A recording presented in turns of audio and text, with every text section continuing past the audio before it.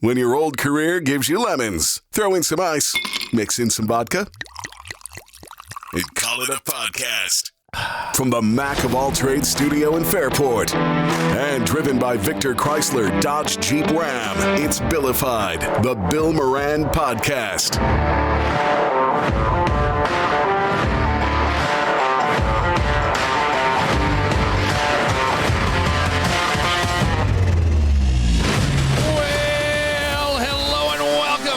For getting your pod on. Thank you for telling a friend. That's how we spread the word about the pirate ship.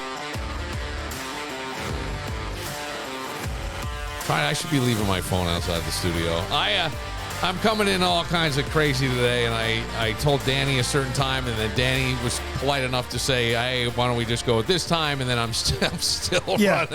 I've learned, like, with you and my wife, there's like when you say a certain time, you really want to budget for more time. Yeah, There's Bill time. With my wife, there's Boo time. Right. Hey, can we be out of here by 5:30? Which means 7 o'clock. I was, yeah, then that's my fault. I wound up. No, that's cool. I was. An important place to be, from what I'm hearing. Yeah, I did Brother Wease's podcast, The Wease Family Circus. It was Wease and Doreen and Jake. And me, and I'm not sure when that episode will drop, but we taped it a little before I came here, and it was great to see him. And I always worried, like, I don't know. Sometimes being a guest, right? Because you don't want to overstep on things with people and stuff, and then. They asked me, was there anything off limits? And then I said no. And then at the end, I said, did you have any other questions? And of course they did.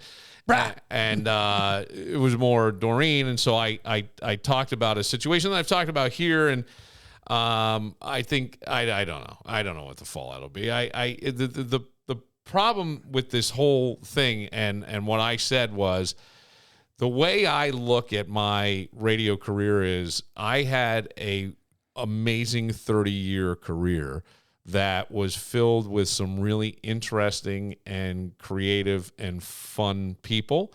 And it had highs and it had lows and it had all the things in there, but it was a great ride. And when the way I left, I don't want that to be the book. It's a chapter, but I don't want it to be the book, so to speak. You know what I mean? And And there's many opinions as to it. I haven't ever really talked a whole lot about it, only because I'm like, look, I mean, I chose what I was doing. You know, I think with like Wease, like, you know, why didn't you push harder to fight back? And I'm like, and I didn't get to say it, but I have lots of friends who are in the legal profession, and they told me that you probably weren't going to win, and no one ever wins in these, and it would take forever. Or you could win, but it will be a Pyrrhic victory. The cost would be so great. Well, I guess, but it was also like I was told no one wins in these by two people that I like. If you were to put together your personal life board of advisors, I would put these guys on your there. Dream team, like OJ's dream team. Like you have your advisors sitting there, right? And so all I said, you know, on his podcast, I might have said a little bit more, but like in the end, I go, I don't know why people get upset if I say anything about it, because the end result was that I was gone, right? That was the end result. And part of that reason was, you know, I'll hear different things. I'll just say it here. I've been accused of having affairs with women that I didn't have affairs with. I even recently said to somebody, when that person's name came up, I said, I feel so bad because that was never... like, her? No, but I just said I feel bad because that person... Is there someone else you'd like to have an affair with, Bill? I'm joking. I'm totally joking. That's not the case. And I go, but, you know, everybody has an opinion and they think they know and blah, blah, blah. And I'm like, either way, the ultimate thing for whomever was that I no longer was there. All right. Yes. I guess you could say paid the ultimate price. Did I in the end? I don't know. I was 51 or 52. People are going, go to Chicago, go here. Let's talk to these guys. And I'm like, I don't want to. I don't want to be 52 starting over in Chicago. I don't want to do that. And I was not I was devastated. I was devastated. I think there were days I couldn't get off the out of bed. Like I just couldn't believe my world collapsed like that. But then I quickly kind of went, all right, where are you going to put your focus and what are you going to do? And let's go. You know what I mean? You can't sit around and feel, you can have a pity party for a minute. Yes. But then you got to go. And I wasn't going to, and my whole thing was like, why am I, and it's not, has nothing to do, like people go, well, you know, karma. And I'm like, we've talked about this. I say that I don't believe in karma, but I also don't believe in like just talking shit about somebody. I don't know I don't know. All I can tell you is thought I'd be there and I wasn't. And it was, you know, everybody has an opinion and they think they know, and I'm going to be sort of vague with this, but in the end, I would say I could also see the way radio was going. And I even said this on with Wease, is like, I still think radio is a very viable medium if you went back to local community, spoken word. You had those personalities, you had that stuff. I said, I think in those instances, and it's an interesting conversation because I don't know that he necessarily agrees with me, but I said, when we look back at like the history of what radio did, it gave a wider audience to the Memphis blues. It gave a wider audience to the Delta sound, right? The Detroit sound, all these Motown, all these sounds rock and roll that were out there that people couldn't hear. They were popular in this part of the country and not others. And then somebody driving through goes, "Oh my God, I heard this. You got to get it." And like the Stones come through and they took Muddy Waters and they took let's steal that stuff. Well, I mean, look, if I have to write like a paper on a book that my buddy wrote, but I think this is like the 3rd edition that he's done, and he's looking for some feedback, and he had us read it, and we have to write a review of the book and then a review of a specific chapter. And the chapter that I think I'm going to do is consciousness, and the idea that are our thoughts originally ours? And there are oftentimes I would argue that it's not, but we build upon each thing. And the way I see consciousness is though it's this stream of stuff that's there, right? And here's why I say that, and maybe you can even relate to this, being a musician and having a love and a passion for music, is that anytime you hear musicians talk, they'll go, "It wasn't me," right? Paul McCartney can say it was like this divine thing that came through me, or you hear somebody go, "I wrote it in 15 minutes. I don't know where it came from, but it just came to me." I don't know what they're saying there, but did they tap into a greater consciousness? Now, if that's true, then why aren't other people doing it? Well, I think each individual one of us are our own software and interpreter through that, and out comes that. But then what we do is we put it back in to the consciousness, and somebody else takes that and builds upon it, and we expand consciousness, and that is my theory on that stuff. That and Ringo handed me the LSD, and I just rolled with it. But yeah, I get it, right? No, I get it. And I know that sounds like, kind of weird and all this stuff, but I go, hey, man. Hey, look what we got. We got a song out of it. We got a few songs. It's like, I don't know. I mean, I always jokingly have said, and I got in trouble when I had to Get the Let Out, and I once said, it's the world's greatest cover band because they, like everything they took, they had to steal from somebody. And I often go, how did you put out in such a short period of time such an immense amount of work? You were young, you were driven. Right, because as you get older, you'll find that you have fewer hits. Even the Stones. Yeah. Yeah. Like 100%. If you compare their stuff from now or like to even like the 90s stuff, it's a lot different. It's more it's more produced. They got a few great ones, but I mean, like as you get older, you produce less great hits. Yeah. Fewer great hits. Right. That's why when you do, everybody's like, "Hey, did you hear this song from like Billy Idol had a hit like 10 years ago?" We're like, wow, he's back in the top 40. Yeah. It's kind of a surprise. It is, and I agree with you. I think that there's also like you're more in the moment then, right? You're hungrier. That's why I always go, like, a lot of time I always say, like, somebody else's kid is never going to do necessarily as good as them. Like, I always love the discussion of, who was better than their dad at the same thing. The only one I always comes to mind for me is Ken Griffey Jr.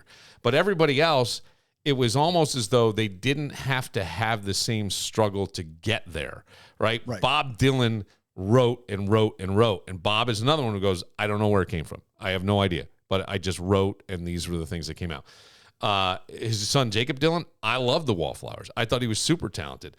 But they didn't go very far. No. Right? They had really the one album. They had the one album, and they couldn't follow it up. And it has nothing to do with, like, do they suck? Do they anything? I just wonder if you just didn't grow up needing the grit.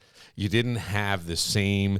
You had a passion for it, but you also got lessons. Oh, yeah. And Dad didn't. And Dad had to figure out how to play this instrument, and Dad had to figure out how to get the harmonica, and Dad had to write and write and write. And that's where I think that those things happen. And, you know, like when we look at Michael Jordan's kids were never as good as Michael Jordan. Yeah, watch the Last Dance. Yeah, I think he told his kids, "I feel sorry for." Well, maybe it wasn't them. There was somewhere I saw an interview, and they're like, "Yeah, I never flew a commercial flight till I was 20 or 21 years old." Okay, that's way different than anybody else, right? But Michael didn't grow up that way. No, Michael grew up in a small house, tight family, brothers fighting, all this stuff. Very different.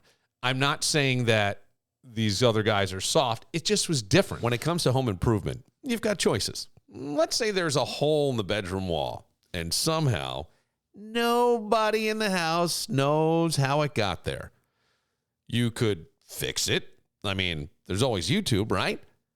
But 3 hours later, it's going to look like a patch job. Not even a good patch job.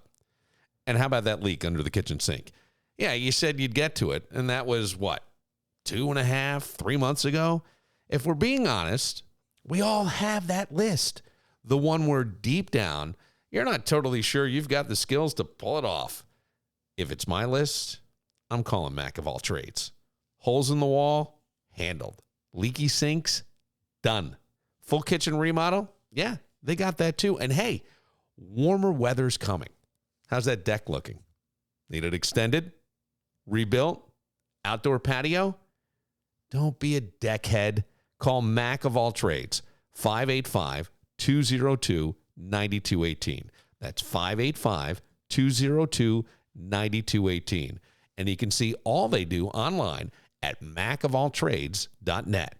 They'll handle it, so you don't have to. This was the song, and only because I've noticed this a lot, and I brought it up on a past podcast, and I called them Instagram divorcees. And all of a sudden, it's like women, they get the red light therapy, they get a trainer, they get this, and they're feeling good about themselves, and it's the selfie. And my favorite thing is to look at the comments and see what guy I know who's married is going, hey, looking good. And they're not saying it like that. They're probably saying, hey, you look wonderful. But it just comes off to me as like I hear it in that dumb guy voice of, hey. It's like a cat call at a construction site.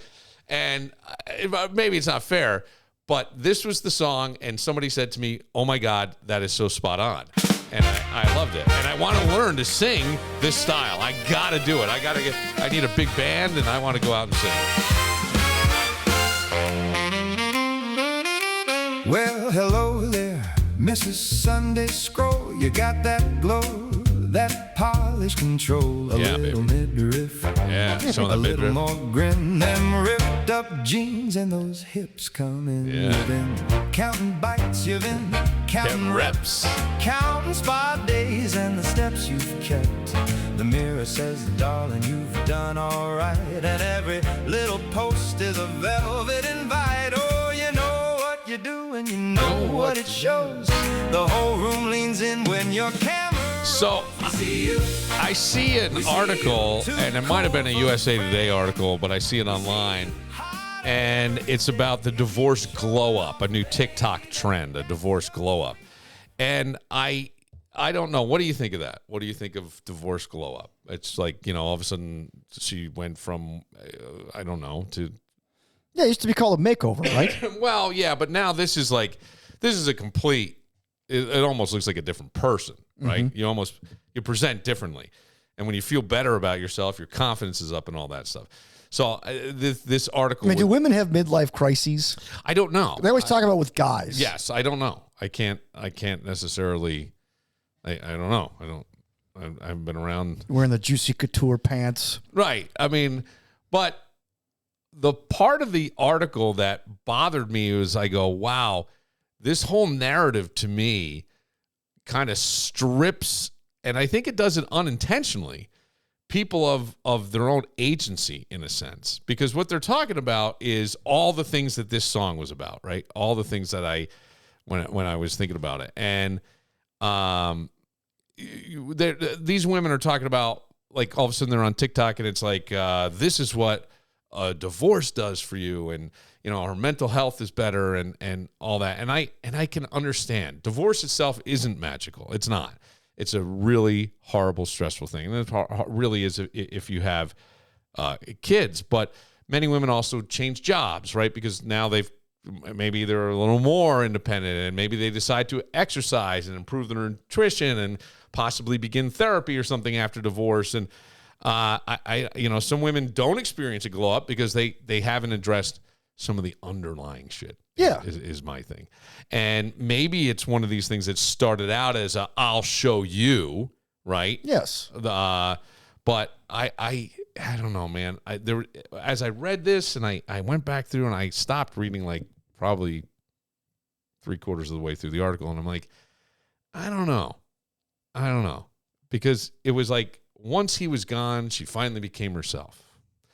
And I go, oh man, that's like a really... So you weren't yourself when you chose to marry this gentleman. Okay, and I can understand to a certain degree what they mean by that. I understand that. But my part is nobody was stopping you from investing in yourself before. Right. Except you.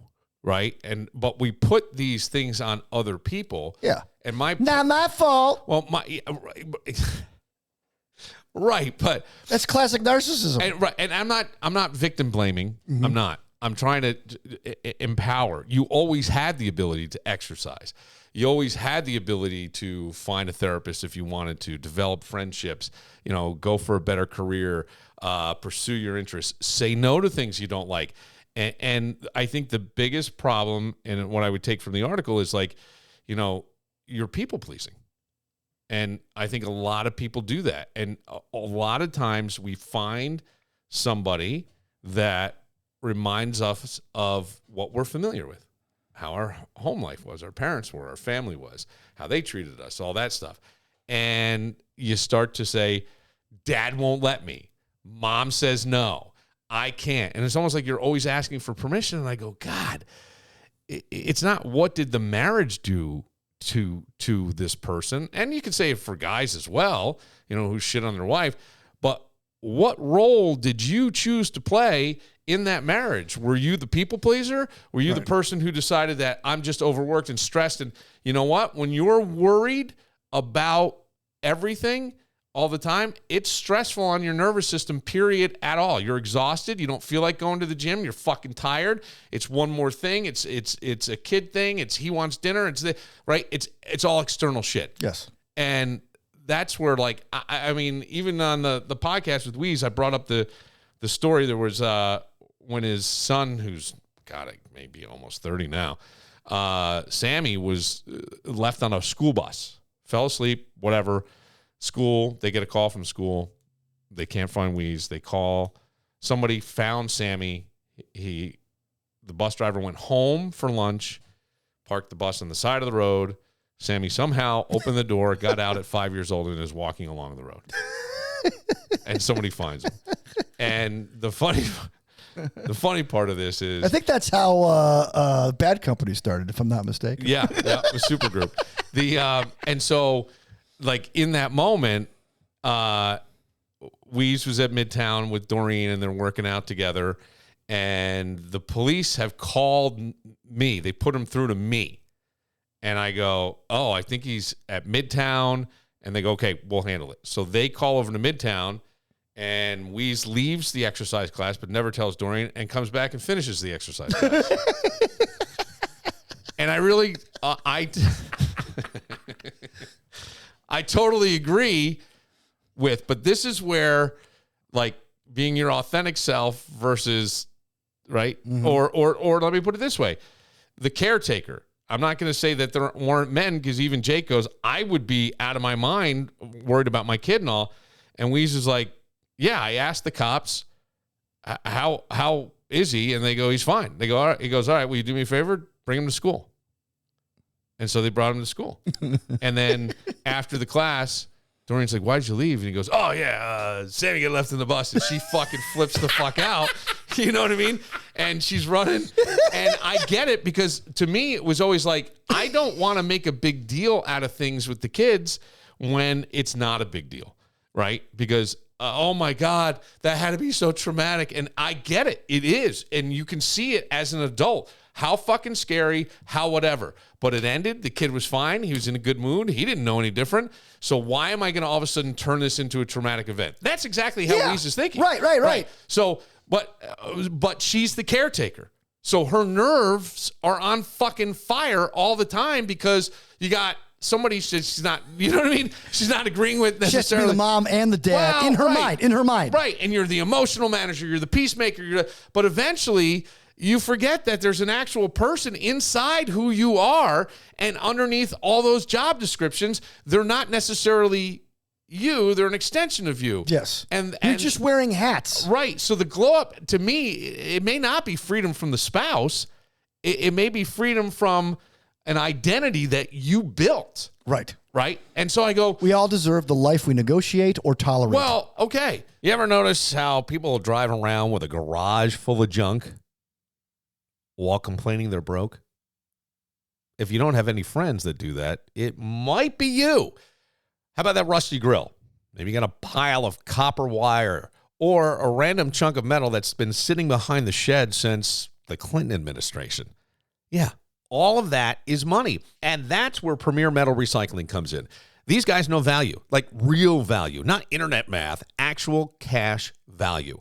Whether it's scrap steel, copper, brass, aluminum, Premier Metal will tell you what it's worth and put money in your hand.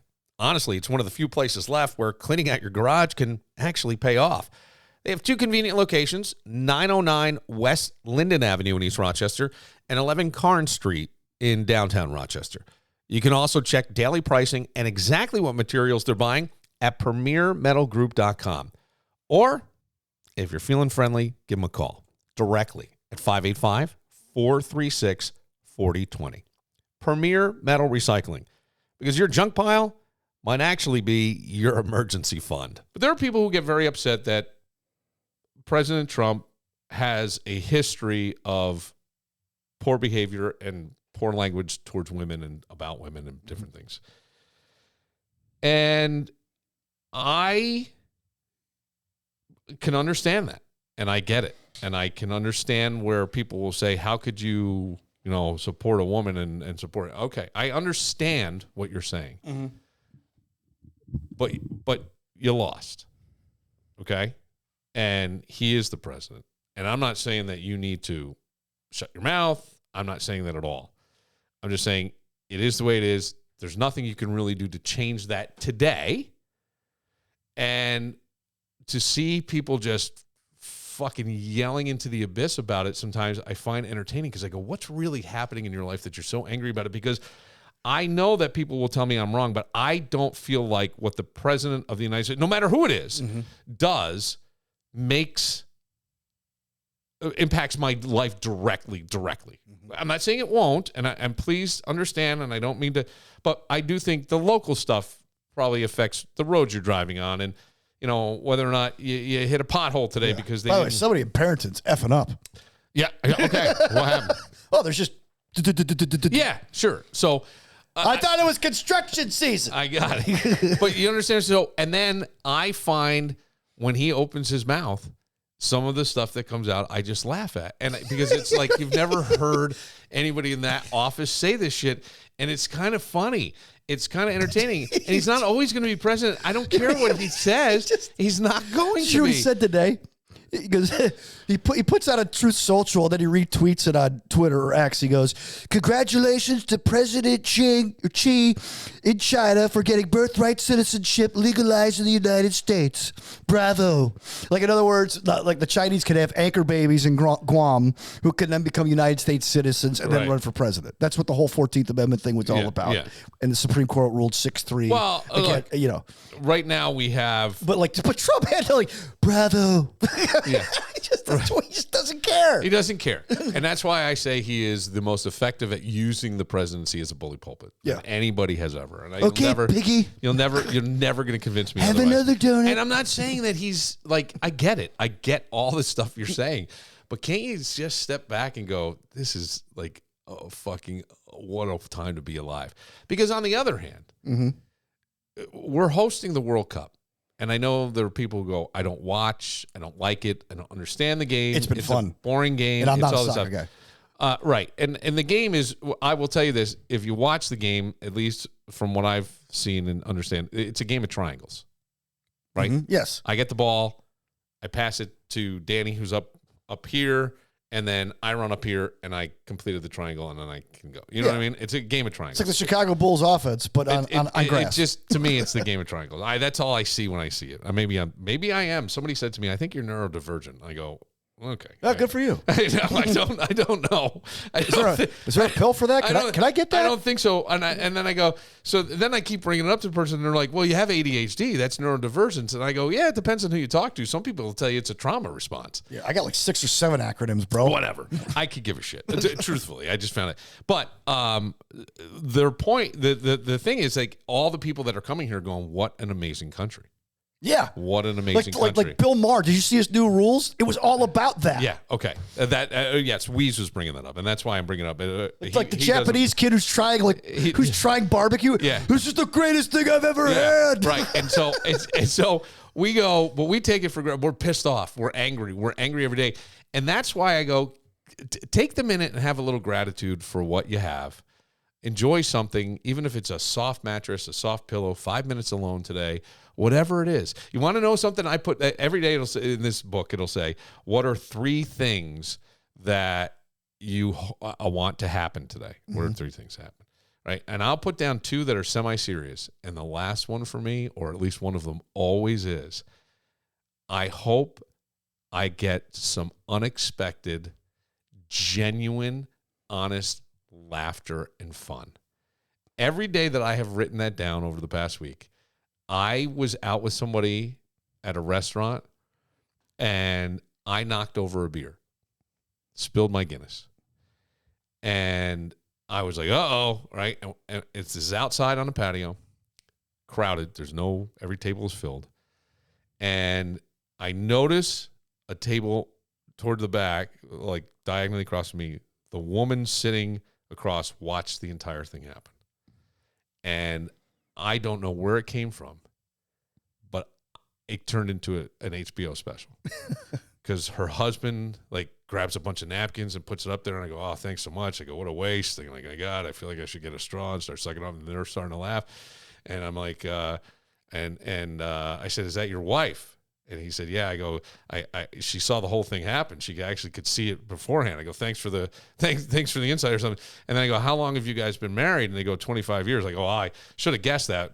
I go, you didn't even hesitate, dude. You didn't even ask a question. You just got napkins and handed them. I go, that's a trained guy. And then I just went off from there to the point now there's like 2 or 3 other tables. And I was having a blast. The person I'm with is like, you need to warn people that can happen. But my point is, like, yeah, I love the unexpected laugh. It doesn't have to be me as the center of attention for that. I certainly wasn't. But I love unexpected, real, genuine laughter when funny shit happens. Why are we wasting our time spinning our wheels, yelling at shit? You can control what you can control. And after that, just enjoy it. It's a show. It's a show. People are going to be offended. I'm not saying laugh at them and be mean to them because they're so offended and blah, blah, blah. But there's a little bit of self-righteousness there. And you kind of go, what are they like when they're home and what's really going on? You know, and I can see that. Or I go, you know, or the person that's very rigid and I can see they're trying to follow the rules. They're trying to be the best that they have been told to be. And I'm going, be the best your inner self tells you to be. Yeah. Right. Fuck it. Yeah. Right. And one of the greatest lessons I ever learned from working with you and Tommy is don't take yourself too seriously. You can't. And like, look. And then I realized, oh my gosh, they're right. Yeah. Because you make fun of yourself, you can make fun of anything. You're not getting out alive. No. So fuck it. And the other side of this is, I always say you only die once. So do you want the rest of this trip to be this miserable, I got to get this and I got to do this? Or do you want it to just be there's funny shit in everything. You'll find funny shit. You'll find funny shit doing your dishes if you look. You just will. Mm-hmm. It'll be funny, or a memory will pop in. And I can't tell you how many times people will always, like, the bad part with me is I wear it on my face, right? So then I get the look and I go, what's going on? What is it? What's so funny? And I'll be like, I can't tell you. I can't, like, I'm going to give you one. I'm going to give you one that I even told people this, and nobody made a sound. There happened to be an instructor at an institution who is from Asia and has a very thick Asian accent. Okay? Follow me? Mm-hmm. And there happens to be a student who has a disability where part of their like they probably a stroke when they were born or something, so the left side and the arm is kind of close, and they operate well. Never hear this person say anything. They go through very friendly every day, positive, right? So now we're in this instructor's class, and it happens to be a creative class, and they're making things. And the person has a name, right? But because of the accent, okay, the person is now called colon. Okay. So that's funny to me. Okay. Right? But, okay. I'm not saying anything. Yeah. And it's being yelled because the person's not responding. The person comes over, right, as they can, right, yeah. as well as they can. Yes. And they really only have one working hand. They say, my name is blank. And the person says, yes. And then as the person's going back, remember, right, they have one working hand. And the instructor is yelling, 2 hands, colon, 2 hands, 2 hands. And go on. And I'm the only one. I go, sometimes being in this head is torture. You don't get it. But I have laughed about that privately in my car at times, going, that, like, I just see it all. And I swear to you, it's like a gift from the universe. I'll tell you what. I don't know if people believe in signs when somebody dies. We'll end on this one, and maybe you have something you want to add. I do have a story. But okay. Well, do yours, and I'll close with mine. So you were explaining about your grandmother. Yes. Oh, that dirty thing. Yes. Okay. So, you and I, again, 80s, 90s kids, AIDS was a big thing. Yeah. And it was originally called GRIDS.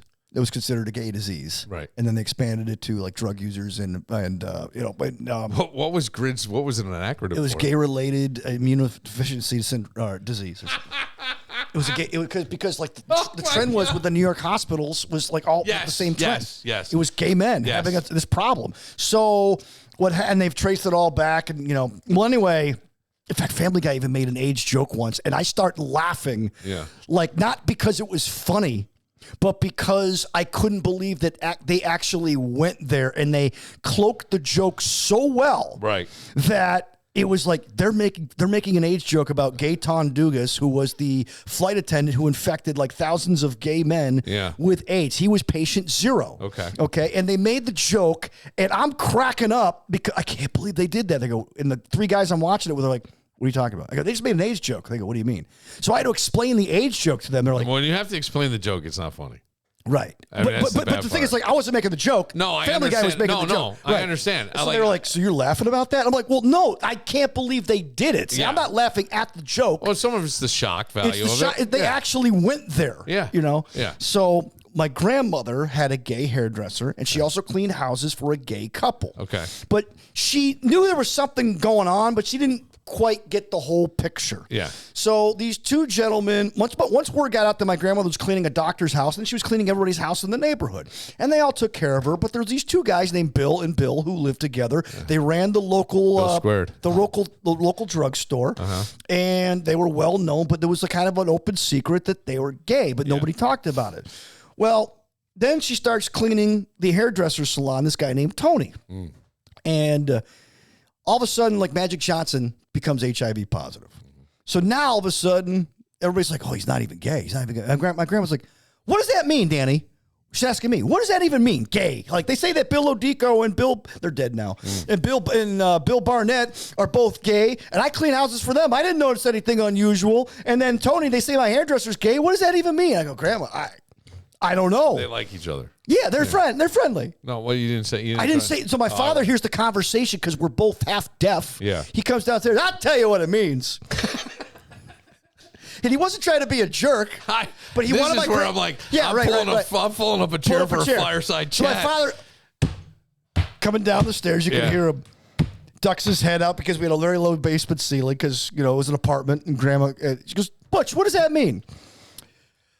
All right, you know how like two people have sex? She goes, yeah, I had 6 boys. I know how it works. She goes, well, okay. Now imagine 2 men. Oh my God. Yes. She goes, oh my God. What do you mean? How do they do that? Yeah. And he's trying to explain to her how it works. Well, she goes, well, how do they get? So what's this AIDS? How do they get AIDS? So he's explaining to her the mechanics. So I'm sitting there like learning from my father because I didn't know how it worked either. I was in 5th grade. Or 6th grade. I didn't know. Yeah. So all of a sudden she goes, oh my gosh. Yeah. Oh, that's filthy. That's filthy. He goes back upstairs. That's filthy, Danny boy. Yeah. And then 5 minutes later, you know what? They treat me good. I don't care what they do. Good. I don't care what they do. They treat me good. Human beings first, and that's the end. 10 minutes later. Yeah, I don't mind. Yeah, you know what? What? Because in her head, right, all her life, it wasn't okay. Right, but she didn't know. But she didn't even know what it was until it was explained to her. Yeah, she's like, "Well, they treat me well. They pay me well. What's the problem?" You got to remind me where I was going to go because I got distracted in my head listening to this, and I was thinking about how a lot of people would probably go, "Well, I remember growing up with him, and he threw out the F for gay, pejorative, and did these other things and stuff." And I have told the story, and I told the story when Aggie was on in the episode, and I've said it many times. I may have even said it on the radio, I think, at some point. But I was dating somebody in college, and her roommate's boyfriend and I went out. And we come stumbling back up Harvard Street or wherever it was, and under the bottom apartment in this beautiful home was 2 gay gentlemen. And I am outside screaming, and I'm calling them the Spanish word for gay, and we're laughing, and hey, what do you think to do in there, and all this shit. And then I see one of them cradling and carrying one and sitting him in the front seat of the car, and putting the seatbelt on, and it has forever changed my perspective because I went, and I kind of adopted it, I guess, even as my dad, and later on, he hadn't said it at that point, but if love is the highest thing, if love is the greatest thing, then what's bad about it, no matter who you're loving? And I saw that, and I always felt bad, and I think I even went and I apologized to the person when I saw them once when I was in radio at an appearance or something. It has haunted me. I don't know if haunt's the right word, but it has bothered me. Goes back and bothers you that when you I think did about that. it. Yeah, that I did that. Always. I'm trying to remember the other funny story I was going to tell. Yeah, it doesn't. I'll give you another one. Like uncomfortable laughter. Instagram. I'm not on Facebook, but I am on Instagram because you learn. There's a lot of like stuff you can learn from it. So this one, I walked into this post, right? I'm like laughing uncontrollably, and I didn't mean to. Yeah. So this post goes, my husband's an engineer, and it shows like this thing on the wall that turns into steps. So in other words, it saves you a bunch of space. He designed these wall steps, so it just looks like a paneling on the wall, but then you pull it off, and it's actually steps to the upstairs. Okay. So you just, anytime you want to go upstairs, you pull the stairs down, and you walk up the steps. It's tremendous. The very next scene, you know where I'm going. Somebody's falling. They show somebody in one of those like wheelchairs, those electronic wheelchairs where they can't walk, and there's no stairs, and they go, and like guy falls face first down to the second floor or the next floor, and I'm laughing like because I didn't expect it, not because I know it's got to be AI generated. You got to have some maturity about it. But now I'm feeling bad. Do I like this post? Do I not? Do I share this post? No, Dan, don't do it. Don't do it. But I'm still like feeling bad because I'm laughing. But I didn't expect the swerve. Right. I thought they were going to show more of those like unique engineering housing type of innovations. No, they showed a poor handicapped guy in an automatic wheelchair like driving himself off a cliff of a house basically to the downstairs because there's no stairs for him. Right. Or a ramp. Here's the point. I felt terrible. Of course, but the point of all, there is comedy everywhere. Right. Don't take it all so seriously and enjoy it. Somebody thought enough to post that. Right, but also at the same time, appreciate the person who's very rigid and follows the rules. Find some humor in it, right? See some things that make you laugh. Understand that they're probably not going to make other people laugh. But I hang out with assholes, and my asshole friends would actually laugh at that, but I can't help it at times. I just can't help it. I see this stuff, and it's like you walk around in this head. I see it. I watch it. Sometimes I can almost see it start unfolding, and I go, oh, my God. Or I know exactly what to say that's going to just start the avalanche of entertainment. I could do it with my grandmother. I could do it with all kinds of people. I don't know. It just is. Don't take it all so seriously. Yeah, don't take it serious. And by the way, ladies, life gets better. Keep posting your glow ups, your divorce glow ups. Good for you. I get very entertained by this. I mean, you know it's there, right? I love when I see the expensive ripped jeans and a little bit of midriff that you're trying to hide, but you're really not trying to hide, but you know it's there, but you want people to know, and you've really worked out, and you've done all this stuff, and you're hoping somebody sees it. Maybe they'll like it, but it's all entertaining because we're all looking for a little validation, and the only place it should come from is inside you. When you and I worked together, we had a company that would send out, you subscribe, and they'd send you bits. Yeah. And one of the bits was Time Life. Remember those Time Life records? Yeah. CDs, compact discs? Yeah. And it was Time Life, songs for a divorce, right? Yeah. And they show the husband and the wife splitting up and how she's doing her hair now. I got a new attitude. Yeah. You know, and then he's like lifting weights to like Rocky, the soundtrack. Yeah. Like, this is what happens when this is the parents getting divorced soundtrack. And they show like the clips of, you know, your husband and your wife, the husband and the wife splitting up, but getting better and getting revenge on each other. All right. And I just that's what came to mind with this this glow up thing. Yeah, and I say go for it, but remember a lot of it comes from you too. That's it. For Dan Barillo, I'm Bill Moran. We'll see you next time. Midsection shimmering in that soft porch light. We see you. Too cool.